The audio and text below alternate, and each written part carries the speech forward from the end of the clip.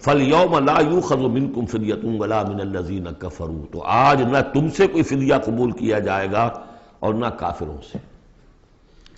اشارہ کر دیا گیا دنیا میں تم مسلمانوں کے ساتھ تھے، یہاں تمہارا حشر اب کافروں کے ساتھ ہے۔ یہی نفاق کی حقیقت ہے۔ منافق دنیا میں مسلمان شمار ہوتا ہے، قانون میں مسلمان ہے، آخرت میں جا کر پردہ کھلے گا کہ ایمان کی حقیقت تو تھی ہی نہیں، یہ تو ایک عقیدہ تھا، لیے پھرتا تھا، ایک ڈوگما تھا، دل میں وہ بات نہیں تھی۔ وَلَمَّا يَدْخُلِ الْإِيمَانُ فِي قُلُوبِكُمْ، وہ ایمان ابھی تمہارے دلوں میں داخل نہیں ہوا تھا۔ دل کے اندر ایمان نہیں تو نور کہاں سے آ جائے گا؟ اور دل میں ایمان نہیں تو جو نیکی بھی کر رہے ہیں وہ دکھاوے کی نیکی ہے، وہ دنیا میں لوگوں کے اندر شہرت حاصل کرنے کی نیکی ہے۔ ہاں ایمان یہاں ہے تو اب نیکی جو ہے اس کے اندر نور ہے۔ فَالْيَوْمَ لَا يُؤْخَذُ مِنْكُمْ فِدْيَةٌ وَلَا مِنَ الَّذِينَ كَفَرُوا مَأْوَاكُمُ النَّارُ وَهِيَ مَوْلَاكُمْ وَبِئْسَ الْمَصِيرُ، اب تو تمہارا ٹھکانہ تو آگ ہی ہے اور وہ بہت برا ٹھکانہ ہے، وہی تمہاری مولا ہے، غم خار ہے، دم ساز ہے۔ کوئی اپنا شکوہ شکایت کرنی ہے، کوئی نالہ و فریاد، اسی سے کہو جو کچھ کہنا ہے۔ بئس المصیر، اور وہ بہت برا ٹھکانہ ہے۔ اب یہ سب کچھ اگر آپ نے سن لیا تو اب یہ آپ سے ایک اور سوال اللہ تعالیٰ کر رہے ہیں، الم یعن للذین آمنوا ان تخشع قلوبہم لذکر اللہ وما نزل من الحق، کیا وقت آ نہیں گیا اہل ایمان کے لیے کہ ان کے دل جھک جائیں اللہ کی یاد میں اور اس کے سامنے کے جو حق میں سے نازل ہو چکا ہے؟ یاد ہے اس قرآن کے بارے میں سورہ بنی اسرائیل میں کیا پڑھا تھا؟ وَبِالْحَقِّ أَنزَلْنَاهُ وَبِالْحَقِّ نَزَلَ، ہم نے اس کو نازل کیا حق کے ساتھ اور یہ نازل ہوا ہے حق کے ساتھ۔ تاخیر، تعویق، یہ کر لوں وہ کر لوں، اس کے بعد بچیوں کے ہاتھ پیلے کرنے ہیں، ابھی ذرا بچوں کی تعلیم کا مسئلہ ہے۔ تعلیم کیا؟ دنیا کی تعلیم، نری تعلیم دنیا کی۔ خود ساری عمر گزار دی ہے جن کوچوں کی سیر کرتے ہوئے انہی کوچوں میں داخل کر رہے ہیں اپنی اولاد کو۔ اور ایسے ایسے لوگ بھی ہیں، ایسے ایسے ناسمجھ لوگ، کچی عمر میں برطانیہ بھیج دیا، امریکہ بھیج دیا، اور پھر روتے ہوئے آتے ہیں بچہ بگڑ گیا، بچے نے یہ کر دیا، بچہ وہ ہو گیا۔ یہ تو حال ہے۔ الم یعن للذین آمنوا ان تخشع قلوبہم لذکر اللہ وما نزل من الحق، کیا وقت آ نہیں گیا؟ کس کے منتظر ہو؟ اہل ایمان کے دل جھک جائیں اللہ کی یاد میں اور اس قرآن کے سامنے۔ وَلَا يَكُونُوا كَالَّذِينَ أُوتُوا الْكِتَابَ مِنْ قَبْلُ، نہ ہو جائیں ان لوگوں کے مانند جنہیں کتاب دی گئی تھی پہلے۔ فَطَالَ عَلَيْهِمُ الْأَمَدُ، تو جب ان پر ایک طویل مدت گزر گئی، فَقَسَتْ قُلُوبُهُمْ، تو ان کے دل سخت ہو گئے۔ یاد ہے سورہ بقرہ کی آیت، ثُمَّ قَسَتْ قُلُوبُكُمْ فَهِيَ كَالْحِجَارَةِ أَوْ أَشَدُّ قَسْوَةً، پھر پتھروں کی طرح سخت، اس سے بھی زیادہ سخت۔ وَكَثِيرٌ مِّنْهُمْ فَاسِقُونَ، اور ان کی اکثریت فاسقوں پر، فاجروں پر مشتمل ہے۔ دیکھ لو ایک راستہ وہ ہے، اب بھی نہ مڑو گے، اب بھی نہ توبہ کرو گے، اب بھی نہ باز آؤ گے، تو پھر دیکھ لو نشان عبرت کے طور پر وہ موجود ہے قوم۔ ثم قست قلوبکم فہی کالحجارۃ او اشد قسوہ۔ اعلموا، اب ساتھ ہی جہاں یہ ذرا ڈانٹ ڈپٹ کا انداز ہے، ہمت افزائی بھی، گھبراؤ نہیں۔ اگر تم یہ محسوس کرتے ہو کہ دل کی زمین، دل کی کھیتی ایمان کے اعتبار سے بنجر ہے، کچھ نہیں اس میں، تب بھی گھبراؤ نہیں، مایوس نہ ہو۔ اعلموا ان اللہ یحیی الارض بعد موتہا، جان لو اللہ تعالیٰ زندہ کر دیتا ہے زمین کو اس کے مرنے کے بعد۔ زمین دیکھتے ہو بے آب و گیا بڑی ہوتی ہے، بنجر، بارش برستی ہے تو وہ زندہ ہو جاتی ہے۔ اللہ تمہارے دلوں کی کھیتی کو بھی اثر نو، ایمان کی فصل بخش سکتا ہے، مایوس نہ ہو۔ اعلموا ان اللہ یحیی الارض بعد موتہا قد بینا لکم الآیات لعلکم تعقلون، ہم نے تو تمہارے لیے اپنی آیات خوب واضح کر دی ہیں تاکہ تم عقل سے کام لو۔ یعنی ہمت نہ ہارو، کوشش کرو۔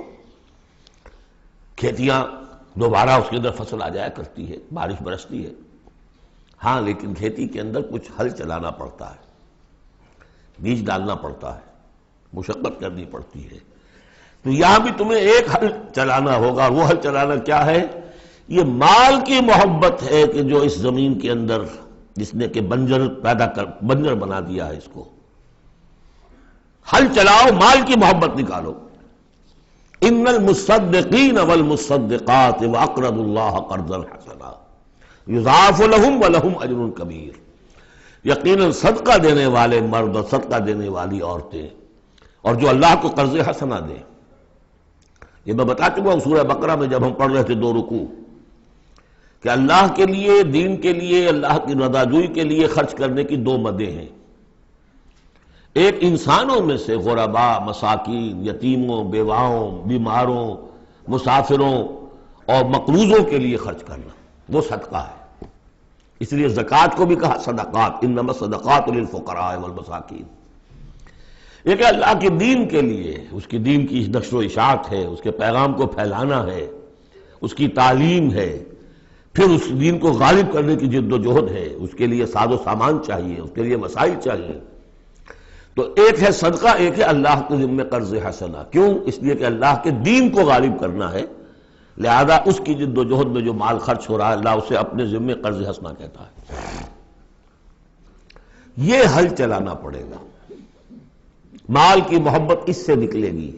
صدقہ دو گے، اللہ کو قرض حسنہ دو گے، تو یہ جو اس نے بریک لگی ہوئی ہے، جیسے گاڑی کو بریک لگی ہوئی ہے اور آپ جو ہے ایکسلریٹر کو دبا رہے ہیں تو وہ تو لاکنگ کرے گی، وہیں کی وہیں کھڑی رہ جائے گی، چلے گی تو نہیں، کیسے چلے؟ بریک لگی ہوئی ہے۔ اس بریک کو کھولو پہلے، اور وہ بریک کیا ہے؟ مال کی محبت۔